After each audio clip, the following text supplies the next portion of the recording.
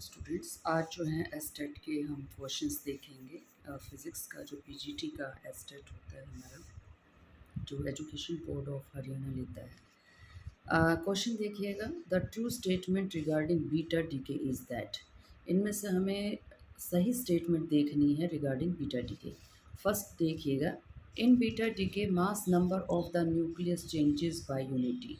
मास number का आप मतलब जानते ही हैं, number of neutrons plus protons, जिसको आप कैपिटल ए से इंडिकेट करते हैं। The energy spectrum for beta rays is continuous. तो बीटा रेज का जो जिसको न्यूट्रिनो हाइपोथेसिस के नाम से भी एक ग्राफ आप लोगों ने बीटा डीके के अंदर पढ़ा हो, तो आप याद करें तो वो ग्राफ आपका कॉन्टीन्यूअस नेचर का आया था। उसके बाद देखिएगा, मोमेंटम इज़ नॉट कंजर्व्ड। ऐसा कोई हमारे पास जो है प्रोसेस होता ही नहीं जिसमें मोमेंटम कंजर्व ना हो। बीटा डीके हो, अल्फ़ा डीके हो, हर चीज़ में जब भी हम law of conservation of energy लगाते हैं तो उससे पहले law of conservation of momentum भी लगाते हैं। Beta raise have discontinuous energy spectrum due to emission of neutrino and anti neutrino. तो जो आपकी फोर्थ और आपका सेकंड जो ऑप्शंस दिए गए हैं, ये एक दूसरे को कॉन्ट्राडिक्ट कर रहे हैं। तो इन दोनों ऑप्शंस में से हम देखेंगे कौन सा ऑप्शन सही है। अब पहले ये देख लीजिएगा कि बीटा डीके होता क्या है। बीटा डीके हमारे पास तीन तरह का है। एक हमारे पास है negative beta decay. Negative beta decay के अंदर जो हमारा पेरेंट न्यूक्लियाई है, उसमें जो क्या होगा, एक इलेक्ट्रॉन जो है वो एमिट हो जाएगा और डॉटर न्यूक्लियाई हमारा बन जाएगा। अब ये पेरेंट न्यूक्लियाई डॉटर के अंदर कन्वर्ट क्यों हो गया? क्योंकि यहाँ पर अनस्टेबिलिटी है ड्यू टू न्यूक्लियॉन्स। न्यूक्लियॉन्स के नंबर की वजह से अनस्टेबिलिटी है, और वह स्टेबिलिटी को गेन कर जाएंगे जब एक हमारा जो न्यूट्रॉन है वो किस में कन्वर्ट हो जाएगा, प्रोटॉन में। तो ये देखिएगा, एक न्यूट्रॉन प्रोटॉन में कन्वर्ट हो गया तो ए की वैल्यू तो चेंज होगी नहीं। ये Z इंडिकेट करता है एटॉमिक नंबर को, तो एटॉमिक नंबर यानी कि प्रोटॉन का नंबर एक से बढ़ गया, क्योंकि चार्ज आपने बराबर रखना है। तो एक प्रोटॉन अगर ऐड हो रहा है तो साथ में एक इलेक्ट्रॉन हमें ऐड करना पड़ेगा। साथ में इलेक्ट्रॉन के साथ हमेशा एंटी न्यूट्रिनो ऐड होता ही है। उसके बाद देखिएगा, पॉजिटिव बीटा डीके के अंदर पॉजिट्रॉन निकलता है, नेगेटिव बीटा डीके के अंदर इलेक्ट्रॉन निकलता है। पॉजिट्रॉन और जो हमारा इलेक्ट्रॉन है अपोजिट चार्जेस हैं, बाकी सारी चीज़ें हमारी क्या रहती हैं, सेम रहती हैं। तो यहाँ पर देखिएगा, पेरेंट न्यूक्लियाई है। पेरेंट न्यूक्लियाई क्या कर रहा है, अब एक प्रोटॉन कन्वर्ट किसके अंदर हो गया है, पॉजिट्रॉन के अंदर कन्वर्ट हो गया है। साथ में वो क्या करेगा, एक न्यूट्रॉन भी निकाल देगा। और ए की वैल्यू देखिए क्या रही है, हमारी कांस्टेंट रही है। और यहाँ पर हमारा क्या होना चाहिए था, यहाँ पर हमारा पॉजिट्रॉन के साथ निकलता है न्यूट्रिनो, तो यहाँ पर बार नहीं आएगा, तो that is positive decay. Electron capture के अंदर जो हमारी नियरेस्ट शेल हैं, सबसे पास में, जो के इज़ इक्वल टू एन, या फिर n इज़ इक्वल टू 1 कहिए, या के इज़ इक्वल टू 1 कहिए, के एच शेल कहिए। के एच शेल में से एक इलेक्ट्रॉन जो है वो न्यूक्लियस कैप्चर कर लेगा। अगर न्यूक्लियस कैप्चर कर लेगा तो वहाँ पर क्या होगा, प्रोटॉन प्लस इलेक्ट्रॉन मिलकर क्या बना देंगे, एक न्यूट्रॉन बना देंगे। तो एक प्रोटॉन तो कम हो गया हमारा, और देखिए ए की वैल्यू हमारी सेम ही रही, क्योंकि प्रोटॉन कम हो गया तो एक न्यूट्रॉन भी ऐड हो गया है। तो साथ में हमारा क्या निकल जाएगा, न्यूट्रिनो निकल जाएगा। आप इन तीनों प्रोसेस में देख रहे हैं, यहाँ पर भी हमारा एटॉमिक मास नंबर ए है, यहाँ पर भी एटॉमिक मास नंबर ए है, यहाँ पर भी एटॉमिक मास नंबर ए है। Every time atomic mass number remain same. तो जो हमारी फर्स्ट स्टेटमेंट है वो हमारी जो है वो गलत हो गई है। इन बीटा डी के मास number of nucleus changed by unity, वो नहीं हो रहा। एटॉमिक नंबर अगर होता यहाँ पे तो ये स्टेटमेंट हमारी सही होती।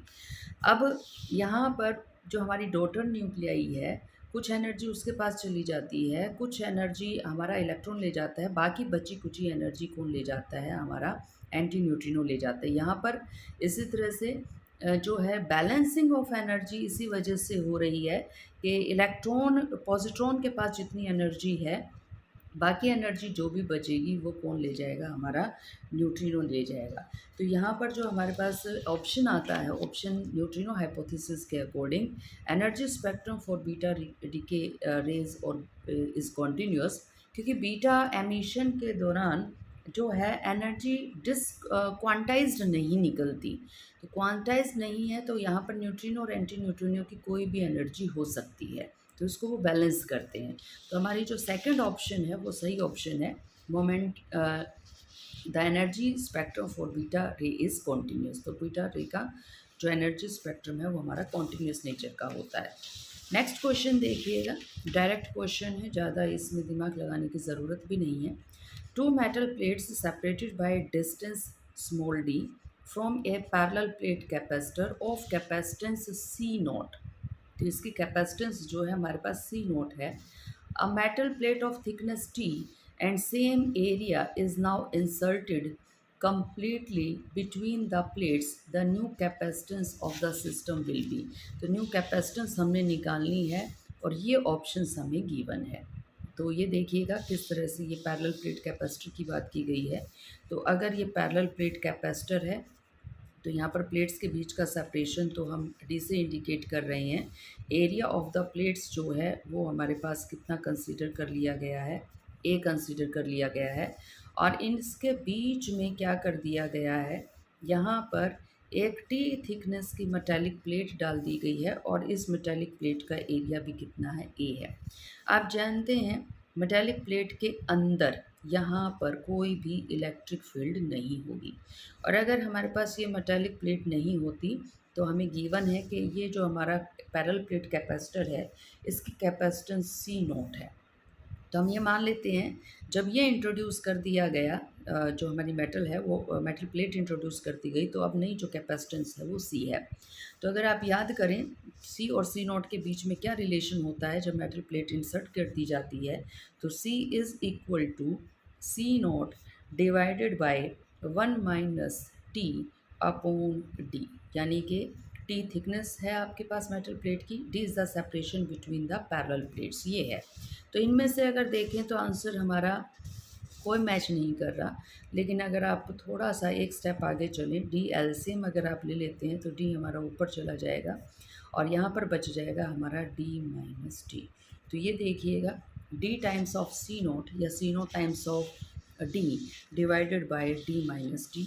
तो ये जो हमारी सेकंड ऑप्शन है C not into D divided by D minus D, ये हमारा रिज़ल्ट देखिए यूँ कहीं मैच हो गया है।